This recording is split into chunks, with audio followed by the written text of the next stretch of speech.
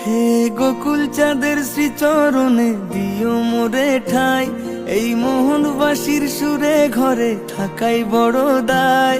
আজ শালমহুলের বনের কোণে কোকিল কুহু গায়, মাদলেরই তালে তালে মন মাতিয়া যায়।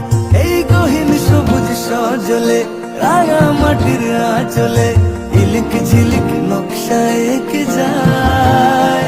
তোরা আয় রে ছুটে মেঘ মুলুকে, আয় রে ছুটে আয়, বাজে ধামসা বাজে মাদল বাজে আয়।